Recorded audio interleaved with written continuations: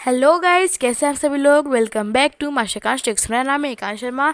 तो गाइस, आज हम लोग एक बार करने वाले हैं वापस से पॉलिटिक्स का चैप्टर नंबर 1 लेक्चर 2 और यूनिट 1। देन आप लोग अब आगे बढ़ते हैं, इसको ऐसे हटाते हैं। देन चैप्टर हम लोग आज चैप्टर 1, और हमने लास्ट लेक्चर में ये पढ़ा था कि इक्वलिटी क्या होती है, और हमने कांता की स्टोरी पढ़ी थी। वो वोट देने गई थी और उसके बाद उसकी बेटी की तबीयत ख़राब हो गई थी। फिर वो सोचती है कि मेरे बस्ती में इतना कचरा है, तो वो मेरी बेटी को तो बीमार होना ही था। देन अपन लोग अब आगे बढ़ते हैं, और उसकी फिर क्या बोलते हैं, गवर्नमेंट हॉस्पिटल में बहुत लंबी लाइन थी, एक्सेट्रा। देन अपन लोग अब आगे बढ़ते हैं, आगे क्या लिखा है चैप्टर में। Then other kind of equality, मतलब दूसरे टाइप की equality. Kanta is one of many people who live in democratic India who have the right to vote, but those daily living and work conditions are far from equality. Apart from beginning poor, people in India experience inequality in different way. Let us see what this mean by reading the two stories given below. Each of these is based on real incident in people life and reflect the different kind of inequality that exist in India. Then हम लोग अब पढ़ते हैं दूसरे type की equality. Kanta एक वो औरत है, या जो वो ह्यूमन है, या वो जो भी वुमेन है, वो डेमोक्रेटिक इंडिया में रहती है, जिसके पास वोट देने का अधिकार तो है, पर उसकी जो डेली लाइफ है वो बाकी लोगों से बहुत अलग है, क्योंकि वो बहुत पहले से गरीब है, और उस चक्कर में उसको बहुत अलग अलग तरीके की परेशानियों को सामना करना पड़ता है। फिर उसके बाद नीचे दो स्टोरी दी गई हुई है, जिसमें से एक स्टोरी रियल लाइफ में है। देन अपन लोग, और ये चीज़ें जो स्टोरी में लिखी गई है, सारी चीज़ें इंडिया में एग्जिस्ट करती है, मतलब ये सारी चीज़ें होती है इंडिया में। देन अब अपन लोग आगे बढ़ते हैं। One of the more common form in inequality in India is the caste system. If you live in rural India, your caste identifier is something that you probably learned or expand very young. मतलब अगर आप किसी rural area में रहते हैं तो आपकी cast identify की जाती है बहुत लंबे समय तक। और अगर आप मतलब रूरल माने जैसे गांव हो गया और थोड़ी बस्ती टाइप की हो गई, और अगर आप अर्बन इंडिया में रहते हैं, अगर 2 मिनट इसको साफ कर देते हैं, अर्बन इंडिया में रहते हैं, तो पीपल थिंक करते हैं longer believe in caste, but just look at no longer believe in caste, but just look at these meditational shows that from learning English newspaper, and you will see how important this issue of caste continue to be in the mind of highly education urban India. मतलब अगर आप urban India में रहते हैं तो वहाँ पे कोई कास्ट ज़्यादा नहीं देखी जाती है। वहाँ पे सिर्फ यही देखा जाता है कि आप इंग्लिश न्यूज़पेपर पढ़ते हैं कि नहीं, आपको इंग्लिश आती है कि नहीं, आप कितने एजुकेटेड हैं। मेन बात ये है कि आप कितने एजुकेटेड हैं अर्बन एरिया में। देन अब अपन लोग आगे बढ़ते हैं। Now let us read a story, थोड़ा इसको साफ करते हैं। Now let us read a story about the experience of a Dalit child attending school. You have already read about Dalit in class 6 book. Dalit is the term that a so-called lower caste used to address themselves. Dalit means broken, and by using this word, lower caste is pointing to how they were and continue to be seriously described against। मतलब ये जो story दी गई है दलित, मतलब एक broker के उसमें दी गई है, जो SC ST में माना जाता है जिन लोगों को। देन अपन लोग अब आगे बढ़ते हैं, क्या लिखा है हमारे चैप्टर में। Om Prakash Valmiki 1950 to 2013 is a famous Dalit writer in India. Autobiography Jothan be written I had to। फिर वो जो ओम प्रकाश जी वो 1950 में बॉर्न हुए थे, 2013 में उनकी डाई हो गए थे, और वो एक बहुत फेमस दलित राइटर है। उनने बहुत अच्छी ऑटोबायोग्राफी जूथन लिखी है, वही अपन लोग पढ़ने वाले हैं। अब ये जो आपको 66 जो ऊपर कॉमा दिख रहा है, यहाँ से उनके वर्ड शुरू होते हैं। I had to sit away from the other in the class, and that too on the floor. The mat ran out before reaching the spot I sat on. Something I would have to sit away behind everyone, right near the door. Sometime they would beat me without any reason. When he have in class 6, the headmaster asked Om Prakash to sweep the school and the play ground. मतलब जो ओम प्रकाश वाल्मीकि है वो एक अच्छे writer है। फिर वो अपने बचपन जब वो स्कूल जाते थे तो उनकी क्लास में वो उनको अच्छे से ट्रीट नहीं किया था, उनके अच्छे से बिहेवियर नहीं किया था। उनको ज़मीन में बिठाया जाता था, उनको सबसे अलग बिठाया जाता था। अगर वो लेट आए तो उनको पीछे बिठाया जाता था, और अगर बिना वजह टीचर्स उनको मारते थे। और एक दिन ओम प्रकाश वाल्मीकि जी के टीचर प्रिंसिपल मैडम ने उनको बुलाया, हेड मास्टर ने उनको बुलाया कि उनसे बोला कि तुम पूरा स्कूल और प्लेग्राउंड साफ करो। फिर उन्होंने लिखा, the playground was way larger than my small 5GQ could handle the cleaning, my bag began to. मतलब जो गार्डन जो प्लेग्राउंड है वो बहुत बड़ा है और मैं इतना सारा काम अकेले कैसे कर पाऊँगा। देन आगे बढ़ते हैं। My bag began to itch. My face was covered with dust. Just had gone. मतलब जो उनकी जो बैकबोन है वो अकड़ गई थी पूरी। अगर आप झुके झुके सारा काम करेंगे तो आपकी कमर में दर्द तो होने लगेगा, पीठ में। और उनका जो चेहरा है वो पूरा डस्ट से भर गया था। And dust has gone. अभी नीचे पढ़ते हैं। Inside my mouth, the other children in my class were studying and I am sweeping. Headmaster was sitting in room and watching me. I was not even allowed to get a drink of water.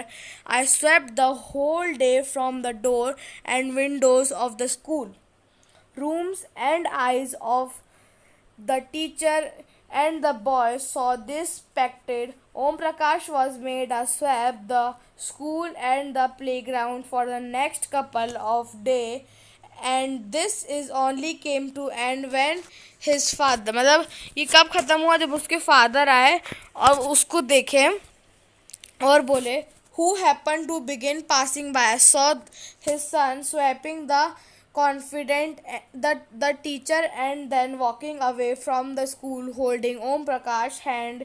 He said loudly for all of them to hear, you are a teacher, so I am leaving now. But remember this much, master, he will study right here in this school, and not just him, but there will be more coming after him.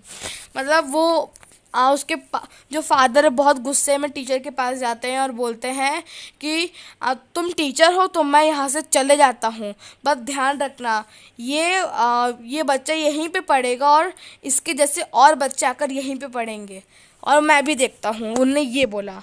Then अब अपन लोग आगे बढ़ते हैं।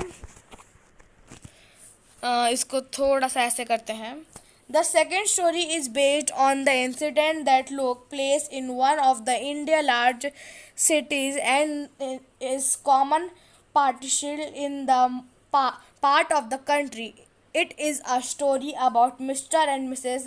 Ansari who were looking to rent an apartment in the city. They had the money and so paying the rent was not problem.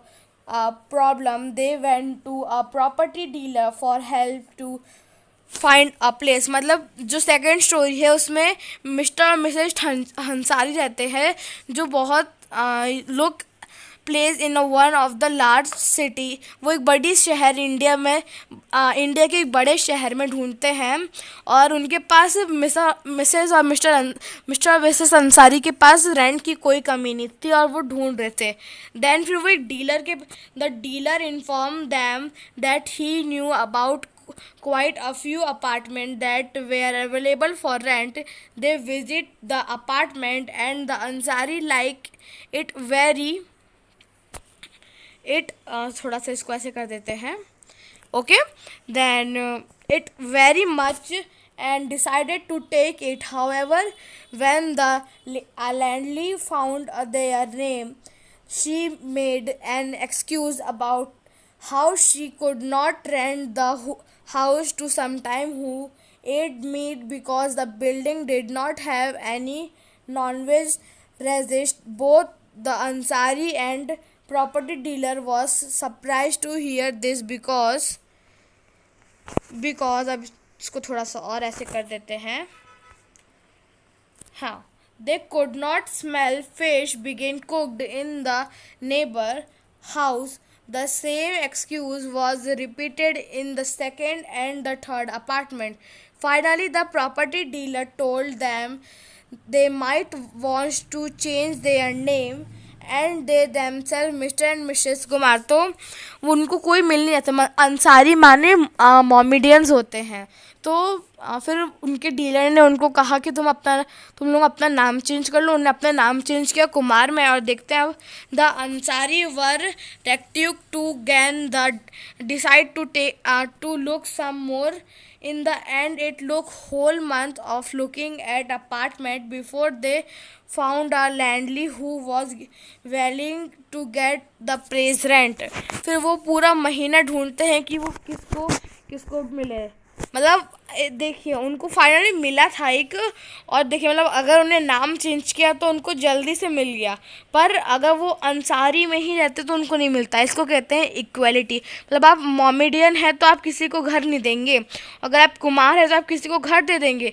ये गलत बात है. हर इंसान का अधिकार उसके पास होना चाहिए. हर इंसान को सेम इक्वलिटी मिलनी चाहिए. देन अपन लोग अभी 11 मिनट हुए, थोड़ा सा और कर लेते हैं. Recognise dignity. You have understood by now that the caste we are born into, the religion we past it, the class background we know from whether we are male or female. These are often the thing that determine why some people are treated unequal. Om Prakash Valmiki and Ansari are being treated unequal on the based on different caste religions. तो आपको यहाँ पे समझ में आ ही गया होगा. मैंने ऊपर आपको बता ही दिया था. देन इसको ऐसे करते हैं. when people are treated इसको ऐसे. when the people are treated unequal, the dignity is violated. The dignity both Om Prakash and the Ansari were violated because of the way in which they are treated by picking on him and making him swap the school because the caste. Om Prakash Valmiki schoolmate and teacher hate his dignity badly and made him feel as if he was less than equal to all other students in the school. Beginning a child, Om Prakash Valmiki should be very light about the satellite that he was in. It was the father who फिर छुप जाता है. On seeing this, son swept flat, angry by this unequal treatment, and confirmed the teacher and the Ansari. Dignity was also hurt when person refused to let their apartment to them. However, when the property dealer suggests that they change their name and their dignity or self-respect, that name mean refuse the suggestion. तो आपसे यहाँ पे समझ में आएगा हो गया ऊपर वाले पैराग्राफ में ओम प्रकाश वाल्मीकि के गलत किया कि उनको कैसे किया. और यहाँ पे बताया जो अंसारियों के साथ जो गलत किया. तो अपन को कभी भी ऐसा नहीं करना चाहिए. हमें हमेशा हर इंसान को उसकी सेम डिग्निटी देनी चाहिए. देन अपन लोग आगे बढ़ते हैं.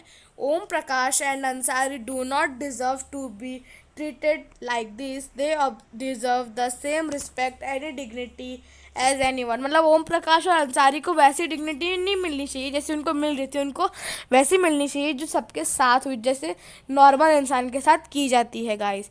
तो गाइस आज के लिए इतना ही. मिलते हैं अगली वीडियो में. थोड़ा सा वीडियो लंबा हो गया है, 14 मिनट का वीडियो बन गया है. और अब वीडियो अच्छा लगा तो प्लीज़ सब्सक्राइब कीजिए, लाइक कीजिए. मिलते हैं अगली वीडियो में. Thank you for watching. Bye bye guys.